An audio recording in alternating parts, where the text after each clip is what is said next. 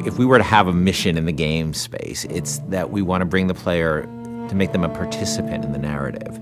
By bringing this character, Elizabeth, into the game, by having her with you pretty much for almost the entire game, we knew that if we didn't get her right, the game wouldn't be right. And she really is the emotional center of the game. This character, Elizabeth, she comes from a pretty dark place, but she's also got an incredible amount of enthusiasm for life. And when we found Courtney, I think we found somebody who could do both. I don't dance. Come on, let's go. Why? What could be better than this? It's so complex. I mean, you're talking about really trying to bring forth all the complexities of human nature that impact us, because you're having to use only your voice to convey your entire, the character and what you're trying to portray. You have to put your entire body into it. So there are times when I'm doing voiceover work and I'm literally drenched in sweat because my body is working so hard. Hey! Knock it off! Stop it! Will you stop it? I'm not here to hurt you. Who are you? My name is DeWitt. I'm a friend. I come to get you out of here. Get away!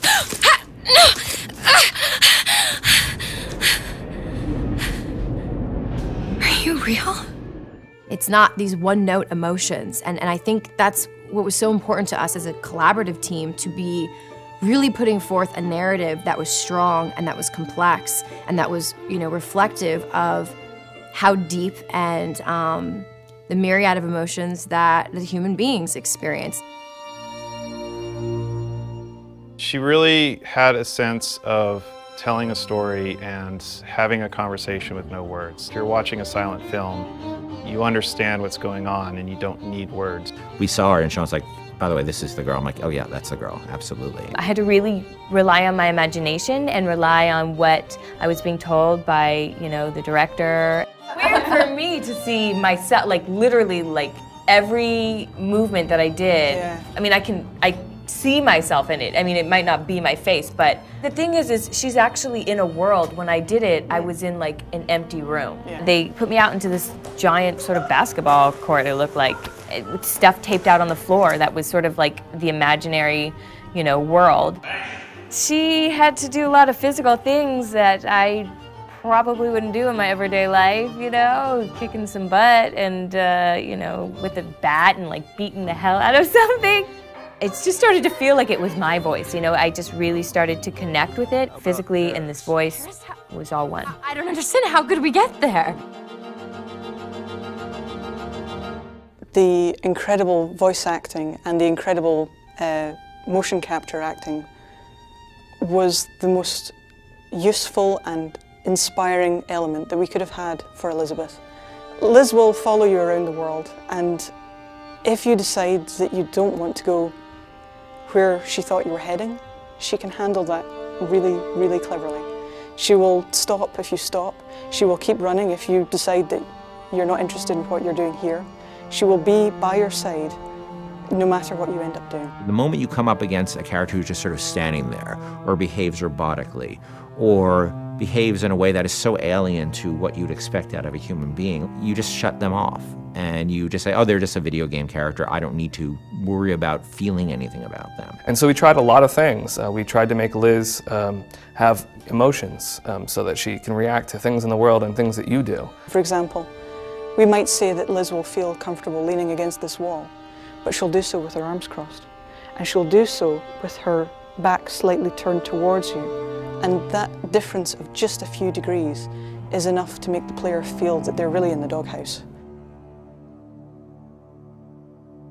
You're going to see her all over the place. You're going to see her on giant billboards in, New York and LA, and you're going to see her on TV ads. I said, okay, well, if we're going to find a person to play Elizabeth, I think we already have that person. Еще один из самых первых вариантов Элизабет, я сказала, боже мой, это же я должна ее сделать. В один прекрасный день мне пришло сообщение на Facebook от Кена Левина о том, что у них есть ко мне предложение, от которого я не смогу отказаться, просьба связаться по электронной почте, и, соответственно, Вокруг меня все суетились, чего-то хотели, потом сказали, так, все, начинаем работать, посадили меня на стул, сказали просто сиди, смотри прямо в одну точку. И опять начали вокруг меня бегать, снимая с меня скан лица. Я думаю, ну ладно, что, окей, хорошо. Я с этим справлюсь, а потом меня вдруг начали мучить, говорить, смейся, плачь, делай одухотворенное лицо, делай удивленное лицо. And all of a sudden we found this great character who existed in the space between the real world and the world of BioShock Infinite. There was a moment where we had people coming up to us and saying, Liz is awesome. I have a story to tell you about. And it was, everybody had their own unique stories because she was just doing systemic things. They could do the same thing twice. I actually get people telling me things that there's no way I could know about. Like, say there's one of the combats kicking off and they're having this incredible moment where they're running around the place and smashing someone in the face and blowing someone else up with a shotgun, and they've suddenly, a huge big boss man comes up and they just go click. Oh no. And then suddenly from the side, Liz goes, Booker, over here! You press the button, she throws it, you grab it and just go boom! And they come up to me and go, and it was amazing! And I was like, yeah, me and Liz, we're gonna kick ass, we're gonna, nothing we can't do. That's right. Even if we just break that barrier sometimes, where people feel she's a friend or somebody going through this experience with them, then that would be very exciting for me. I really hope people fall in love with her. I fell in love with her.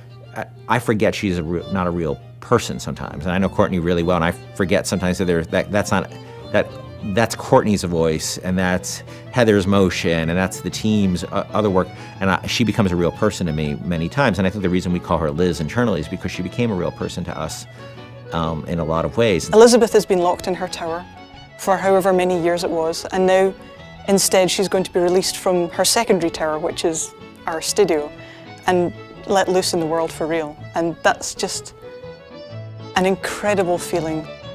Let's go! Come on, let's go! Come on, let's go right now!